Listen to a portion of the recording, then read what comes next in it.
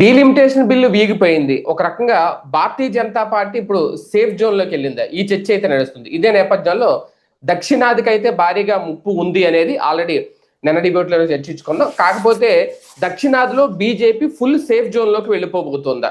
ఇది ఈ డీలిమిటేషన్ అలాగే మహిళా రిజర్వేషన్ బిల్లు, అలాగే జమిలి ఎన్నికలు ఈ 3 గనక కలిసొస్తాయి అని అనుకుంటే దాని ఎఫెక్ట్ పెద్దగా బీజేపీకి అయితే ఏమీ ఉండదు అనే చర్చలు అయితే మొదలయ్యాయి ఇవాళ నుంచి. ఇది ఎంతవరకు సాధ్యం అవుతుంది? కాంగ్రెస్ తో గనక కాంగ్రెస్ సహకారంతో ఒక రకంగా ఐఎన్డి పక్షాలను కలుపుకుని వెళితేనే మరొక్కసారి ఈ బిల్లు డిలిమిటేషన్ బిల్లు వేగకుండా మళ్ళీ ఆమోదించి చేసే అవకాశం ఎంతవరకు ఉంటుంది? ఆ ప్రయత్నం ఏమన్నా బీజేపీ చేస్తుందా? మనకు వచ్చిన నష్టం ఏమీ లేదు కదా అని చెప్పి ఇలాగే వదిలేస్తుందా?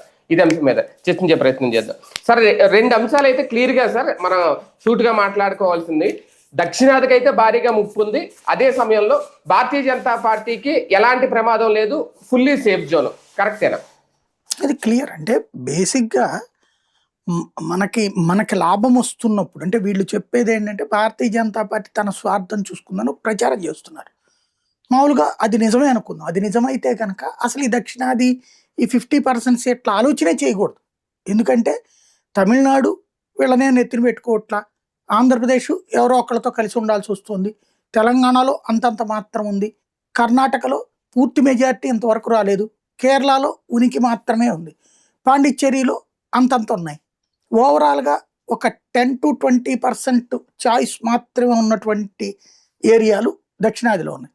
అదే నార్త్ ఇండియాలో సీట్లు ఎక్కువ పెరిగితే ఇప్పుడు ఉత్తరప్రదేశ్లో 80 ఉన్నాయి, అక్కడ 120-130 పెరిగితే, బీహార్లో అక్కడ జనాభా లెక్కల ప్రకారం 80-90 పెరిగితే అవన్నిట్లలో బాగా పుంజుకుంటుంది కదా. వాళ్ళకి అక్కడ ఆల్రెడీ బలం ఉంది కదా.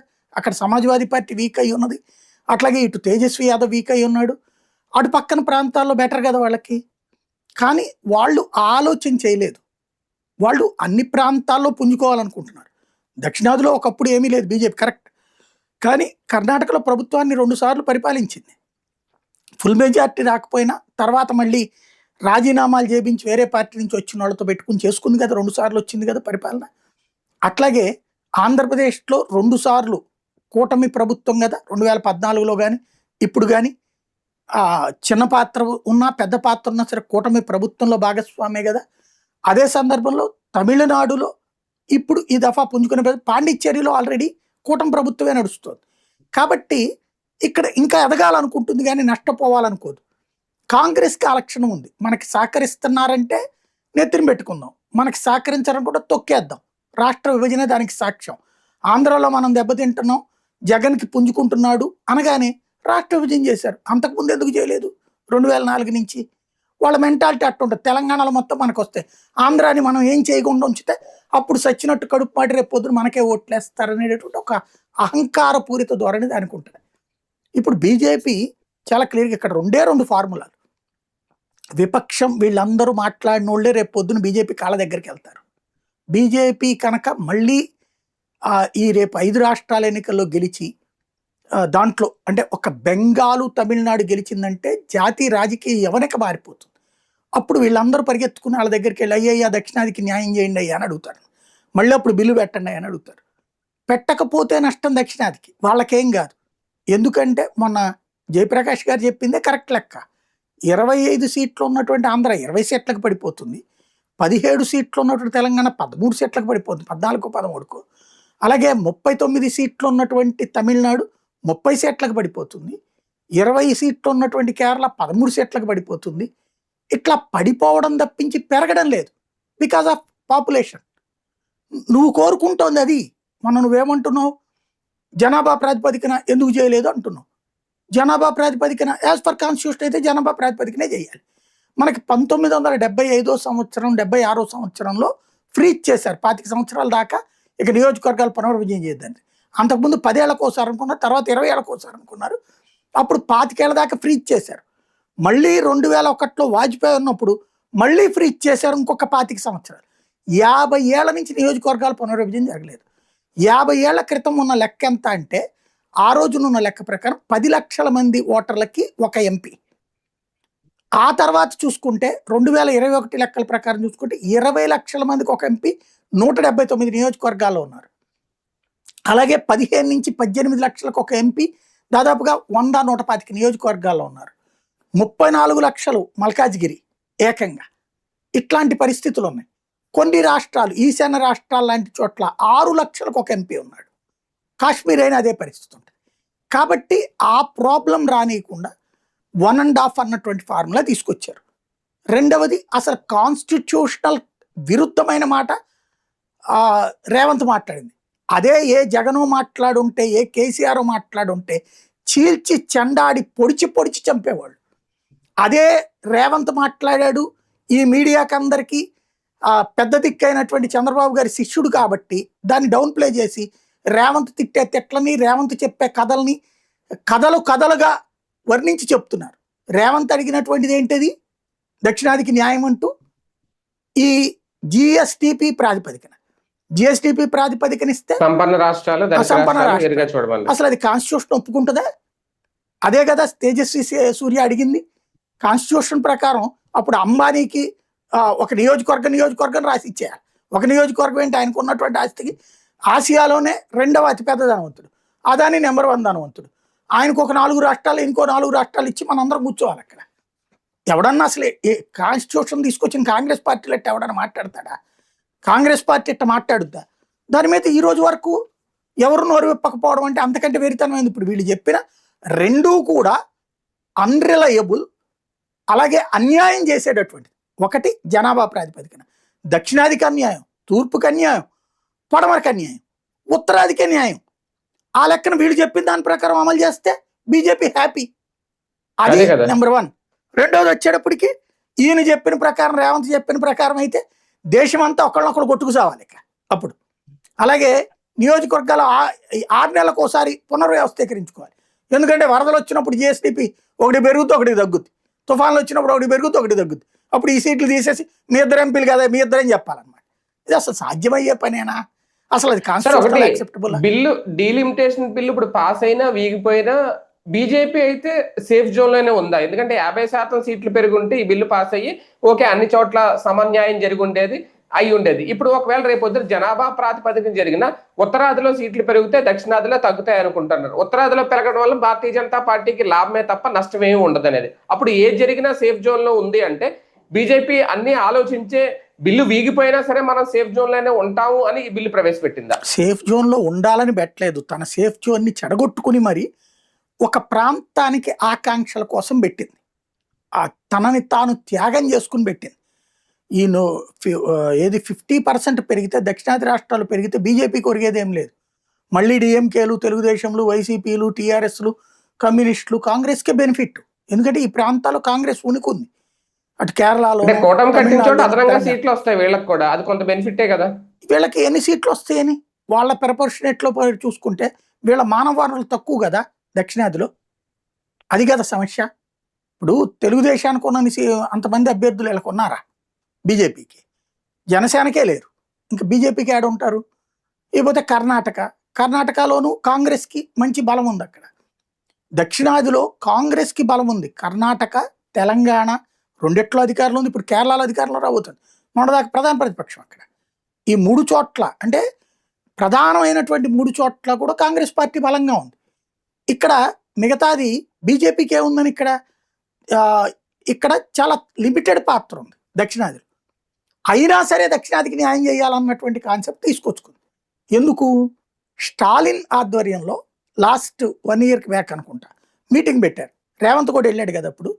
చంద్రబాబు నాయుడు పిలిస్తే వెళ్ళలేదు, జగన్ పిలిస్తే వెళ్ళలేదు అప్పుడు. కానీ అటు కేరళ నుంచి వచ్చారు కదా వాళ్ళు కూడా, అటు పక్కన తెలంగాణ నుంచి రేవంత్ రెడ్డి కూడా వెళ్ళాడు కదా, అట్లాగే పాండిచ్చేరి నుంచి కూడా వచ్చారు కదా. వీళ్ళందరూ ఆ రోజున మాట్లాడింది ఏంటి? దక్షిణాదికి అన్యాయం జరిగితే జనాభా ప్రాతిపదికన అయితే ఇది అన్యాయం అన్నారు. దానికి ఏంటి ఫార్ములా? ఏం చెప్పలేదు వాళ్ళు. ఫార్ములా అన్యాయం జరగడానికి వీల్లేదు అన్నారు. ఫార్ములా తయారు చేసింది బీజేపీ.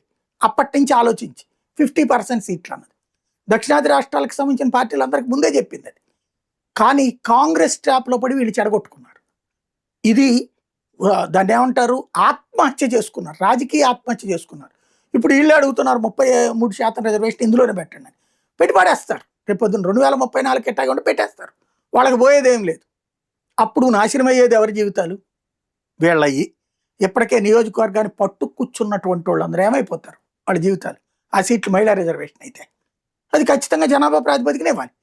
ఏ నియోజకవర్గాల్లో మహిళలు ఎక్కడ ఉన్నారో ఆ ప్రపోర్షనేట్ తీసుకుని ఆ టాప్ 33% అంటే ఇప్పుడు ఫర్ ఎగ్జాంపుల్ ఆంధ్రాలో 25 సీట్లు ఉన్నాయి. రేపు పొద్దున జేపీ గారు చెప్పినట్టు 20 పడిపోతాయి. 20లో 4 సీట్లు ఏది దగ్గర దగ్గర 7 సీట్లు ఇవ్వాల్సి వస్తుంది. 6 సీట్లు ఇవ్వాల్సి వస్తుంది. 6 సీట్లు మహిళలకు ఇచ్చేయాలి. అప్పుడు మిగతా నాయకులందరూ ఏం చేస్తారు? మిగతా ఎంపీలందరూ ఏం చేస్తారు? తెలంగాణలో అంతే కదా, 14 పడతాయి అన్నారు. 14లో అనేటప్పటికి దగ్గర దగ్గరగా ఓ 4 5 పడతాయి. 4 లేదా 5 అక్కడ 4 సీట్లు అటు ఇచ్చేస్తారు. మిగతా 13 మిగతా 10 వీళ్ళు పంచుకోవాలి. ఏం చేస్తారు? మొత్తం రేపొద్దున డీలిమిటేషన్ జరగకపోతే ఒకవేళ దక్షిణాదిలో మొత్తం 35 సీట్లు తగ్గుతాయి అంటున్నారు ఓవరాల్ గా అన్ని రాష్ట్రాలు కలిపి. 90 దగ్గర మిగిలిపోతుంది. అప్పుడు దారుణ పరిస్థితికి వెళ్తాం మనం. డీలిమిటేషన్ జరిగితే 195 స్థానాలు ఉంటాయి మనకి. దగ్గర దగ్గర 196 ఏమో వస్తాయి మనకి దక్షిణాది. 24% దేశంలో. అది కరెక్ట్ కదా. 4 పార్ట్లు చూస్తే 4 పాతికలు వేసుకున్నప్పుడు ఈశాన్యము పశ్చిమానికి కుదరదు. ఎందుకంటే వాళ్ళ జనాభా సంఖ్య తక్కువ, వాళ్ళ భూభాగం సంఖ్య తక్కువ. మనకైతే ప్రపోర్షనేట్గా వచ్చినట్టే కదా 25% అనేది ఓ ప్రాంతానికి. ఉత్తరాదికి ఎక్కువ వచ్చింది. వాళ్ళకి రాష్ట్రాలు ఉన్నాయి. దాన్ని ఎంత కాదంటావు నువ్వు? ఒక ఇంట్లో ఆస్తి ఉన్న తర్వాత ఆ పిల్లలకు కాదు మొత్తం నాకు పంచి అంటే రామాయణ ఇదే మహాభారతం అవుతుంది. ఇప్పుడు మహాభారతం గొడవ ఎందుకు వచ్చింది? యుద్ధం ఎందుకు వచ్చింది? 5 అటు 100, 105 కలిసి పంచుకోవాలి. మీరు 5 సగం, మా 100 మందికి సగం ఎట్లా అన్నది కదా గొడవ. అప్పుడు ఏది న్యాయం అన్నప్పుడు అన్నా తమ్ములు కదా మన నాన్నలు, కాబట్టి 50-50 అన్నది వీళ్ళు. లేదు లేదు 105 మందిని పంచుకోవాలన్నారు అవతల వాళ్ళు.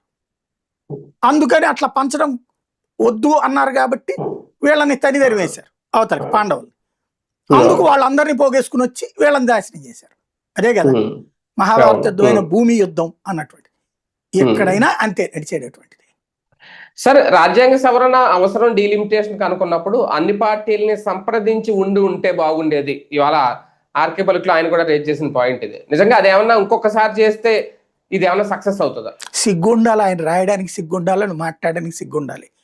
అందరూ ఎంపీలతో మాట్లాడారు, ప్రతి పార్టీతో మాట్లాడారు. వాళ్ళ సలహా మేరకే 50% తీసుకొచ్చింది. ఖచ్చితంగా అందరితో మాట్లాడాడు అమిత్ షా. అంటే అఖిలపక్ష సమావేశం పెట్టారు. డ్రామా ఎందుకు? అది డ్రామా అంటారు. అప్పుడు అఖిల పక్షంలో ఇట్లాగే ఉంటది. ఒకడేమో ఈ లెక్కన, ఇంకోడేమో ఇప్పుడు వద్దు తర్వాత చూసుకుందాం అని మాట్లాడతాడు. ఇక్కడ అఖిల పక్షానికి బాధ్యత ఎక్కడ సచ్చింది? మన దేశంలో సంప్రదింపుల పర్వం కరెక్ట్గా జరిగింది. ప్రతి ఒక్క ఎంపీలకి పిలిచి, ఇదిగో అయ్యా 2011 జనాభా లెక్కల ప్రకారం అయితే మీకు ఎట్లా వస్తాయి సీట్లు, 2026 జనాభా లెక్కల ప్రకారం అయితే మీకు ఇన్ని సీట్లు వస్తాయి, జనాభా ప్రాతిపదికన అయితే ఇన్ని సీట్లు వస్తాయి, ఇంక్లూడింగ్ నార్త్ ఇండియన్ పార్టీలతో సహా అందరిని పిలిచారు. అందరితో మాట్లాడారు. మాట్లాడాకనే తీసుకొచ్చి పెట్టారు. వీళ్ళు అప్పుడు కరెక్ట్ అన్నారు ఆ పద్ధతిని. తర్వాత అంతే కదా. ఇప్పుడు నేను చెప్పాను కదా 3 పార్టీల ఎంపీలతో మాట్లాడాను నేను. వాళ్ళందరితో కూడా మాట్లాడారు క్లియర్గా. డిఎంకే కూడా చెప్పారు. డిఎంకే కూడా ఎంపీలు కూడా ఓకేనే. కానీ చివరిలో రాహుల్ గాంధీ ప్లానింగ్ కూడా కాదు, మేబీ అది ఆ సోరోస్ గ్రూప్ వాళ్ళ మాట్లాంటాడు కదా అతను, ఆ టీం, అమెరికన్ టీం మాట్లాంటాడు కదా, వాళ్ళు చెప్పుంటారు దీన్ని మీరు రెబల్ అవ్వండి అన్నటువంటిది. ఎందుకంటే వాళ్ళు కాంగ్రెస్ని తమ పప్పెట్గా ఉండాలంటే కాంగ్రెస్ మళ్ళీ బలం పుంజుకోకూడదని కోరుకుంటారు. అలాగే ప్రాంతీయ పార్టీలకి కాంగ్రెస్కి మధ్యన ఎప్పుడు స్ట్రగుల్ ఉండాలని కోరుకుంటారు. కాబట్టి వాళ్ళు ఆడిచ్చిన ఆటలో పావయ్యి రాహుల్ గాంధీ సొంత పరిజ్ఞానం ఉంటే సొంత కాంగ్రెస్లో ఉన్న నాయకులతో మాట్లాడినా కరెక్ట్గా ఉండేది. అది కాంగ్రెస్లో ఉన్న నాయకులతో మాట్లాడినా ఎక్కడో ఎందుకు కర్ణాటక, తమిళనాడు సీఎంలు కూర్చోబెట్టుకుని మాట్లాడితే సరిపోయేది కదా. కేరళ పార్టీ నాయకుల్ని వాళ్ళు క్లారిటీ ఇచ్చేవాళ్ళు కదా. అసలు సంప్రదింపులు జరుపుకోవాల్సింది కాంగ్రెస్ పార్టీ. ఎందుకంటే ఈ 50% ఫార్ములా అమిత్ షా చాలా ఉదారంతో ఇచ్చాడు. ఏమని? 2011 లెక్కలు అన్నాడు. ఈవెన్ 2026 లెక్కల ప్రకారం 50% ఫార్ములా ఇచ్చినా మనం బాగుపడాం, దెబ్బతింటాం. ఎందుకంటే 2026 లెక్కల ప్రకారం మనకి ఏం చెప్పినట్టు 20% వస్తాయి, 20 సీట్లు అవుతాయి 25 నుంచి, అంతే కదా. అప్పుడు 50% పెరిగితే 5గా పెరిగేది ఆ లెక్కను చూసినప్పుడు. అప్పుడైనా సరే ఇప్పుడు 38 రావడం ఎక్కడ, 30 రావడం ఎక్కడ లెక్క. ఉమ్, ఈ 2011 లెక్కల ప్రకారం అయితే 39 వస్తున్నాయండి, అవును. 38. ఉమ్, 2026 లెక్కల ప్రకారం అయితే మామూలు లెక్క అయితే గనక 20 అని జేపీ గారు చెప్పారు కదా.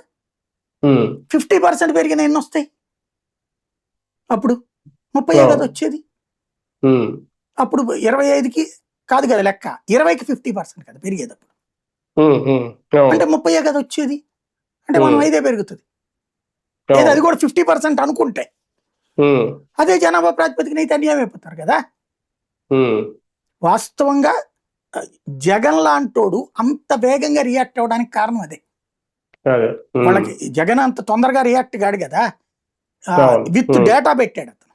ఎందుకని? ఉమ్, వాళ్ళతో కూడా మాట్లాడింది పార్టీ, ఉమ్, అమిత్ షా మాట్లాడాడు వాళ్ళతో కూడా. అవును. మాట్లాడిన తర్వాత వాళ్ళందరూ కన్విన్స్ అవ్వబట్టినే ఓకే చేశారు. ఉమ్, ఓన్లీ కమ్యూనిస్టులు కాంగ్రెస్ ఆడినటువంటి నాటకంలో వీళ్ళందరూ పావులయ్యారు. ఇప్పుడు ఇంకో ప్రయత్నం అయినా జరుగుద్దా? 2034 వరకు వేచి చూడాల్సిందేనా?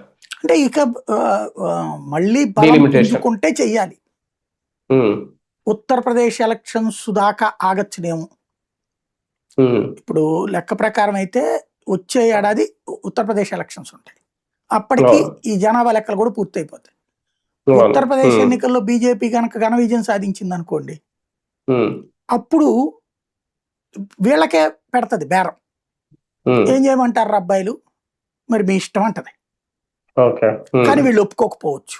ఎందుకంటే ఉమ్, ఉత్తరప్రదేశ్లో ఇప్పుడు ఈ 50% లెక్కేస్తూ 120 అవుతాయి. అసలు వీళ్ళ అవును. గొడవ దక్షిణాది కాదు.